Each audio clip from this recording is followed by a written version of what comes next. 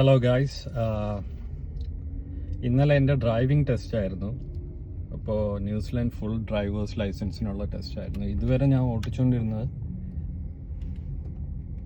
ഓടിച്ചുകൊണ്ടിരുന്നത് supervisors condition വെച്ചായിരുന്നു. അതായത് നമ്മൾ വണ്ടി ഓടിക്കുമ്പോൾ ന്യൂസിലാൻഡിലെ 2 വർഷം ന്യൂസിലാൻഡ് ലൈസൻസ് 2 വർഷമായിട്ട് ഹോൾഡ് ചെയ്തിട്ടുള്ള ഒരാൾ നമ്മുടെ സൂപ്പർവൈസറായിട്ടിരിക്കണം.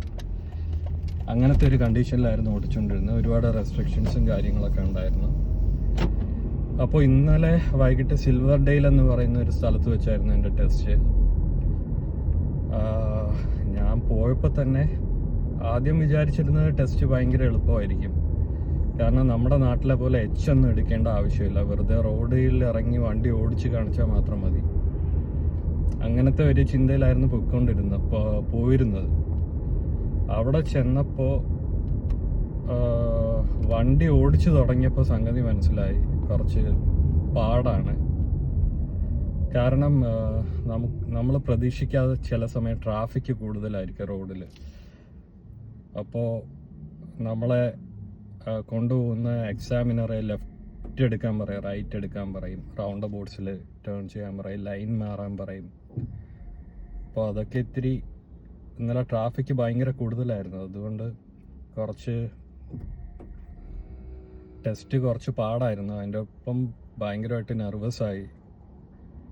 ഇടയ്ക്ക് ചെറിയ മിസ്റ്റേക്സ് ഒക്കെ ഉണ്ടായിരുന്നു. ഞാൻ അപ്പം തന്നെ വിചാരിച്ചു ടെസ്റ്റ് ഫെയിലാവുമെന്ന്. പക്ഷേ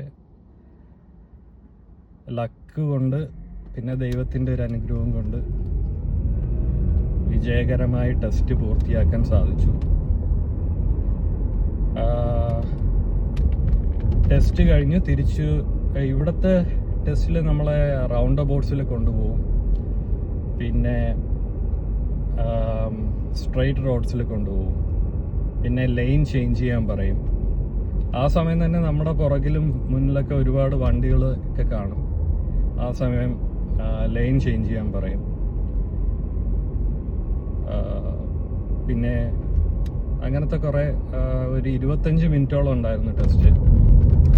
ഇടയ്ക്കെപ്പോഴോ ഞാൻ വിചാരിച്ചു ഞാൻ ടെസ്റ്റ് ഫെയിലാവുമെന്ന്. പക്ഷേ ദൈവാനുഗ്രഹവും ലക്കും കൊണ്ട് എനിക്കത് നന്നായിട്ട് കംപ്ലീറ്റ് ചെയ്യാൻ പറ്റി. ഇനിയിപ്പോൾ ധൈര്യമായിട്ട് എവിടെ വേണോ പോവാം.